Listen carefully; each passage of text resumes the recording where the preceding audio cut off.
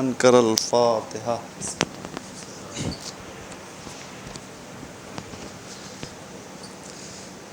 اللہم صلی اللہ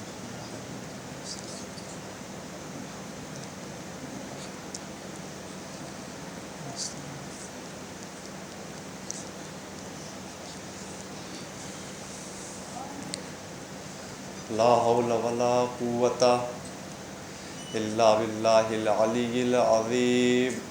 اعوذ باللہ من الشیطان الرجیم، بسم اللہ الرحمن الرحیم۔ الصلاۃ والسلام والتحیۃ والاکرام علی من اختارہ من شجرۃ الانبیاء ومشکاۃ الضیاء والمنہاج البادی والکتاب الہادی، مولودہ بمکہ بہجرتہ بالطیبہ، مولانا و مولا الثقلین جد الحسن والحسین بالقاسم محمد۔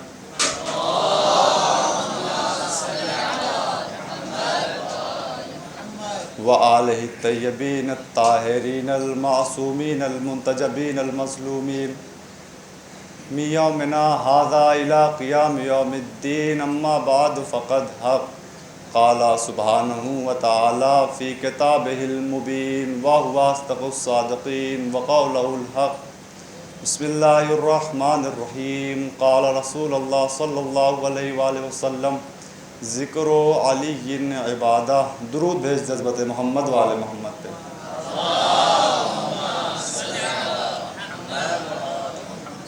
حضرات اکرامی قدر، معزز سامعین اکرام، برادران ایمانی، ارشاد حبیب خدا ہو رہا ہے کہ علی کا ذکر عبادت ہے۔ کون ارشاد فرما رہا ہے؟ رسول ارشاد فرما رہے ہیں کہ علی کا ذکر عبادت ہے۔ وہی رسول ارشاد فرما رہا ہے جس کو خدا نے کبھی طٰہٰ کہہ کر پکارا ہے، کبھی یاسین کہہ کر پکارا ہے، کبھی مزمل کہا ہے، کبھی مدثر کہا ہے۔ وہی رسول کہہ رہا ہے ذکر علی عبادہ۔ یہ ہمارا کامل یقین ہے، اور تمام شیعان حیدر کرار اور تمام محبان اہل بیت کا یہ یقین ہونا چاہیے کہ جب سے خالق کائنات نے اس کائنات کو پنجتن کے صدقے میں خلق کیا ہے، تب سے لے کر کے آج تک علی کا ذکر ہوتا ہوا آ رہا ہے اور ہو رہا ہے، اور تا قیامت تک انشاءاللہ تعالی علی کا ذکر ہوتا رہے گا۔ درود بھیج دے پر محمد والے محمد پہ۔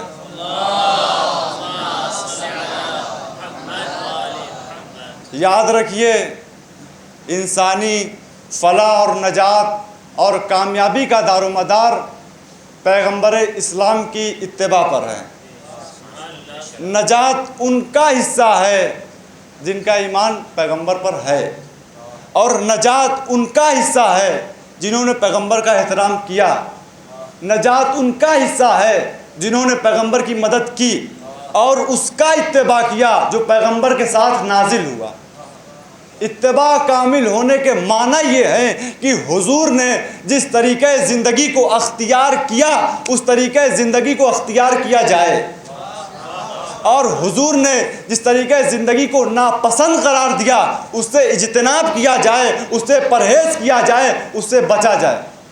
اگر حضور کو مصلی عبادت پر دیکھا گیا ہے تو ہماری ذمہ داری ہے کہ ہم نماز پڑھیں۔ اگر حضور کو روزہ رکھتے دیکھا گیا ہے تو ہماری ذمہ داری ہے کہ ہم روزہ رکھیں۔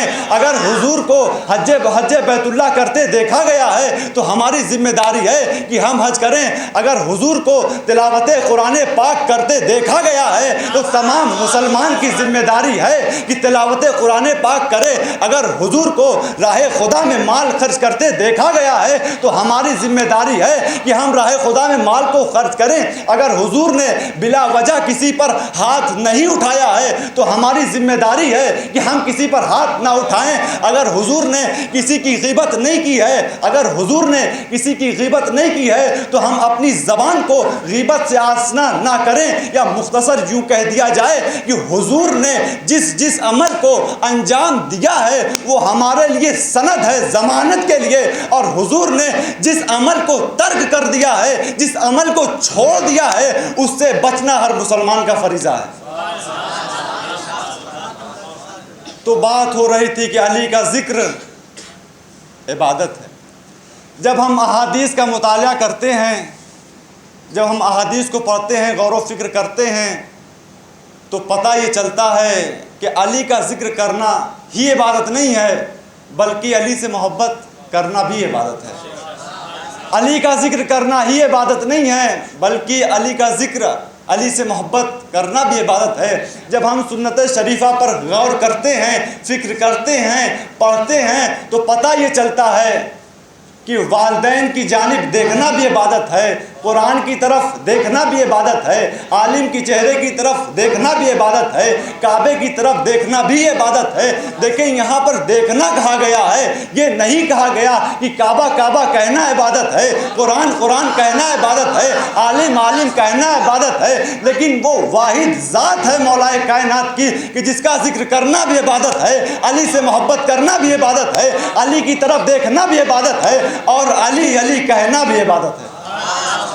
दुरूद भेजने पर मोहम्मद वाले मोहम्मद पे।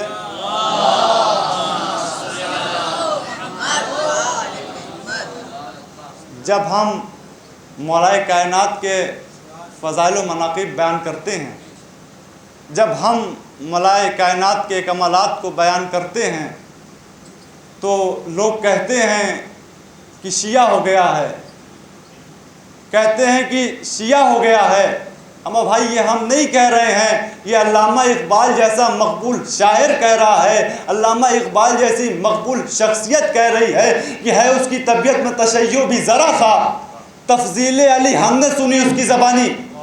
यानी अगर कोई अली का ज़िक्र कर रहा है, अगर कोई अली का ज़िक्र कर रहा है, नमाज हमारी तरह ना पढ़े, अजान हमारी तरह ना दे, रोज़े हमारे वक्त पर ना खोले, शिये एहराम शियों की तरह ना बांधे, लेकिन अगर अली का ज़िक्र कर रहा है तो वो शिया ज़रूर है। ये तो सिक्के का एक रुख हुआ। दूसरा पहलू हमसे भी सुन लिए कि अगर कोई नमाज भी हमारी तरह पढ़े, रोज़े भी हमारे वक्त पर खोले, और एहराम भी शियों की तरह बांधे, लेकिन अगर अली का ज़िक्र सुनकर मुंह बना रहा है, चेहरे बना रहा है, तो यूँ समझ लीजिए कि वो थोड़ा थोड़ा मुनाफिक ज़रूर है।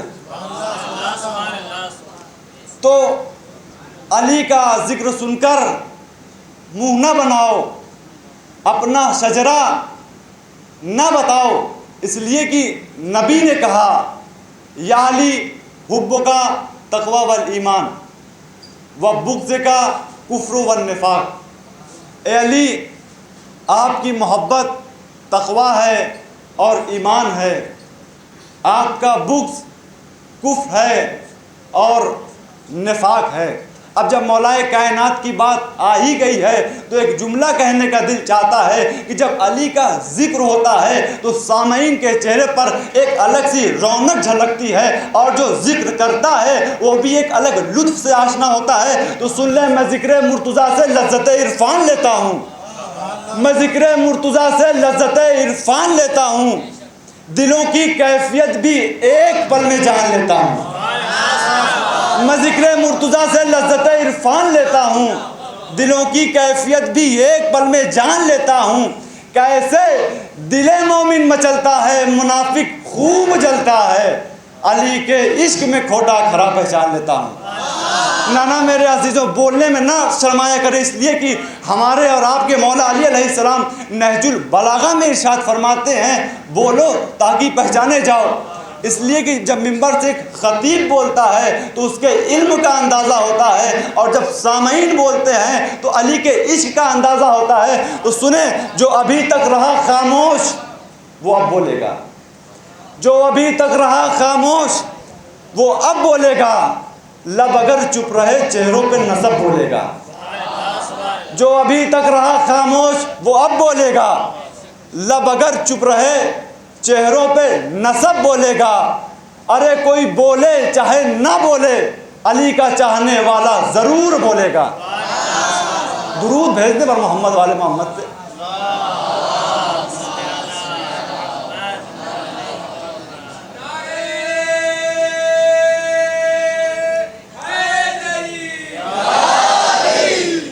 कहा गया, या अली हुब्बुका तक़वा वल ईमान व बुग़्ज़ का कुफ्र व निफाक। ए अली, آپ کی محبت تقویٰ ہے، ایمان ہے، اور آپ کا بغض کفر ہے اور نفاق ہے۔ یہاں پر علی کی محبت کے لیے اور بغض کے لیے دو دو جملے استعمال کیے گئے ہیں۔ علی کی محبت کے لیے کہا گیا ہے علی کی محبت تقویٰ ہے، ایمان ہے، اور علی کا بغض کفر ہے اور نفاق ہے۔ اگر آپ ان جملوں پر غور کریں، ان کے معنی و مفاہیم کو سمجھیں کہ تقویٰ کسے کہتے ہیں اور ایمان کسے کہتے ہیں، کفر کیا ہوتا ہے، نفاق کسے کہتے ہیں، تو آپ سمجھیں گے کہ ایمان اسے کہتے ہیں، یعنی اللہ کی وحدانیت کے اقرار کرنے کو اور ائمہ طاہرین علیہ السلام کی امامت کے اقرار کرنے کو ایمان کہتے ہیں۔ اور تقوی کے معنی ہوتے ہیں چھپنے کے، بچنے کے۔ اب یہ دو جو لفظ علی کے محبت کے لیے استعمال ہوئے تھے یہ بیان ہو چکے ہیں۔ اب علی کے بغض کے لیے بھی دو جملے استعمال ہوئے ہیں۔ کہا گیا علی کا بغض کفر ہے اور نفاق ہے۔ جب علی کا بغض ظاہر ہوتا ہے تو کفر کی شکل اختیار کرتا ہے، اور جب علی کا بغض دل میں ہوتا ہے تو نفاق کی شکل اختیار کرتا ہے۔ تو سمجھیں کہ جب علی کا ذکر ظاہر ہوتا ہے تو ایمان کی شکل اختیار کرتا ہے۔ جب ایمان کی شکل اختیار کرتا ہے تو کوئی میثم تمار بنتا ہے، کوئی مقداد بنتا ہے، کوئی بوذر بنتا ہے، کوئی سلمان بنتا ہے۔ کون تھے سلمان فارسی؟ ایک صحابی نے کہا، سلمان آپ کی اتنی عمر ہو گئی ہے، آپ اتنے ضعیف ہو گئے ہیں، کم از کم اپنے لیے ایک جھوپڑی تو بنوا لیتے۔ دوستوں، بے ساختہ سلمان بطول کی دہلیز کو بوسہ دے کر کہتے ہیں کہ مجھے کیا ضرورت ہے مکان بنوانے کی، مکان بنوایا جاتا ہے آرام کے لیے۔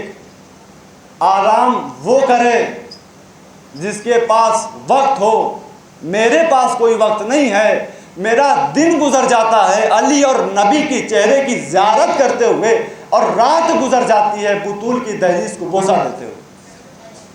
عزیزان محترم، ظلم کا آغاز کفر کی طرف سے، ستم کا آغاز کفر کی طرف سے۔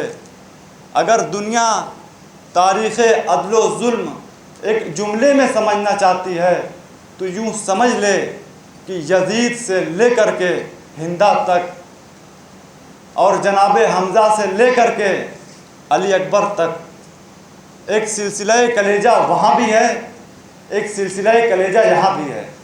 نہ کلیجہ چبانے والے بدلے، نہ کلیجے پر برچھی کھانے والے بدلے۔ جو کلیجے پر برچھی مارنے آیا تھا وہ ہندا کا وارث تھا، جو کلیجے پر برچھی کھانے آیا وہ حمزہ کا وارث تھا۔ کربلا پڑھیں، کربلا سوچیں، فکر کریں۔ آپ ایک لمحہ حسین کی زندگی کا دیکھیں۔ 28 رجب سن 60 ہجری کو اپنا وطن چھوڑا، نانا کی قبر پر آئے، کہا نانا ہجرت آپ نے بھی کیا تھا قیام عدل کے لیے، ہجرت میں بھی کر رہا ہوں بقائے عدل کے لیے۔ نانا لیکن فرق اتنا ہے، ہجرت آپ نے کیا تھا، آپ واپس آ گئے تھے، ہجرت میں بھی کر رہا ہوں، عدل تو آ جائے گا لیکن میں نہ آؤں گا تو جنگل میں دل کے ٹکڑوں کی بستی بسائے گا، نانا حسین اپنا مدینے کو آئے گا۔ اے نانا آپ کے دین پر میری جان قربان، اے نانا آپ کے دین پر میرا اکبر قربان۔ کون اکبر؟ جس کے لیے شام کے بازار میں ایک ضعیفہ نے کہا تھا، شام کے بازار میں ایک ضعیفہ نے کہا تھا، اے 14ویں رات کے چاند، تیرے مرنے سے پہلے کاش تیری ماں مر گئی ہوتی۔ لیلا کی آواز آئی، اے ضعیفہ میرا اکبر شہید کر دیا گیا، میں بازاروں میں درباروں میں اجر رسالت وصول کر رہی ہوں۔ عزیزان محترم، مجھے نہیں پتا، علماء مقاتل نے بیان کیا کہ جب بھی کوئی شہید زین سے زمین کی طرف آیا اس نے امام حسین کو آواز دی اپنی مدد کے لیے۔ امام حسین کبھی گھوڑے سے اس کی نصرت کے لیے گئے، کبھی پیدل گئے، لیکن عزیزان محترم جب جناب علی اکبر نے کہا بابا مدد کو آئیے، ہادی جان محترم امام حسین سے چلا نہ گیا، امام حسین گھٹنیوں کے بل چل رہے ہیں، نجف کی طرف رخ کیا، کہا اے کائنات کے مولا، اے کائنات کے مشکل کشا بابا، میری مدد کریے، نصرت کو آئیے، مجھ سے چلا نہیں جا رہا، مجھے اکبر کی لاش تک پہنچا دی۔ انا للہ و انا الیہ راجعون۔